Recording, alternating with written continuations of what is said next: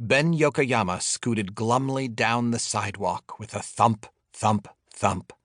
He was mad enough that stubbing his toe would have taken him all the way to furious, but he wasn't quite mad enough to stop and kick an unsuspecting tree.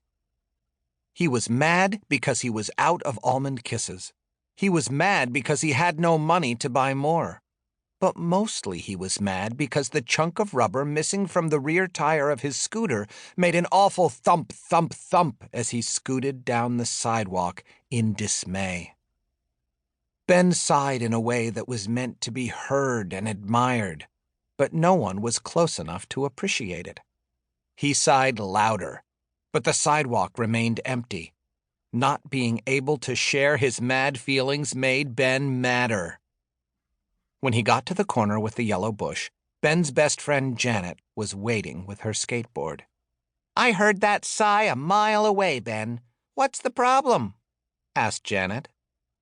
Ben didn't answer. He wanted Janet's sympathy to last a little longer. "Still mad about those scooter scuffs?" Ben nodded. "My skateboard scuffed too," Janet pointed out. It was sort of true. "Your skateboard is scuffed in a cool way," said Ben. "My scooter is scuffed in an embarrassing way." "Why don't you get a new one?" Janet asked. A new scooter was all Ben wanted. He wanted a new scooter more than he wanted air, and Ben liked breathing a lot. "New scooters are expensive," he argued. "I thought you got some money for your birthday. You went on and on about how much your aunt gave you."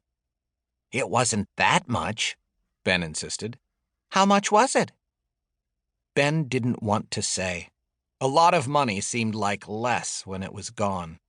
"Enough for a new scooter?" Janet prodded. Ben let his face do the talking so his mouth wouldn't have to. "I see," she said. "What did you spend it on?" Ben wanted Janet to stop talking about the money he no longer had. "Almond kisses?" Ben continued to say no words. "From Mamma Mia's bakery?" Ben fiddled with his scuffed handlebar. "I hope they were delicious," Janet continued. "Were they delicious at least?"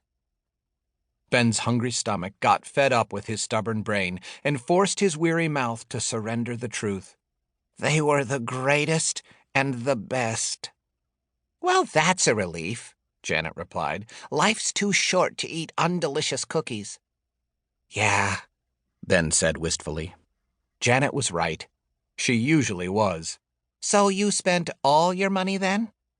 Ben nodded. "The past tense is the worst." "I'll tell you what, Ben." Janet dug into her pocket. "I have $3 if it helps." Ben was touched. This was the kind of friend Janet was. He summoned a smile and took the money and tucked it into his coat pocket for safekeeping. $3 was better than none, but it wasn't enough. A new scooter cost so much more. Janet hopped back on her skateboard and glided smoothly down the sidewalk as Ben thump, thump, thumped behind her in scuffed silence. When they got to the junction of Queen Street and High, they stopped by the front window of Honeycutt's Cycle and Scooter. There it was, proudly displayed in all its gleaming glory. "The Astrostar offers a non-slip titanium deck." Ben had memorized the list of features. "It sports wear-resistant, shock-absorbing wheels, and its best-in-class ceramic bearings ensure the smoothest ride." "I have to admit, it sounds pretty good," said Janet. Ben looked at the price tag and thought about his birthday money. It would have been enough, but the Astrostar hadn't come out until after Ben's stomach and Mamma Mia's almond kisses had cemented their beautiful friendship. Ben didn't want to regret eating so many. He didn't want to have to choose between the fleeting joy of almond-kissed delight and the lasting satisfaction of an unscuffed scooter. He wanted it all, but that was not the way things worked. It just wasn't fair. As Ben scooted and scowled and thump, thump, thumped down the sidewalk, he settled in for a lifetime of disappointment. The first next step of his regrettable future was school.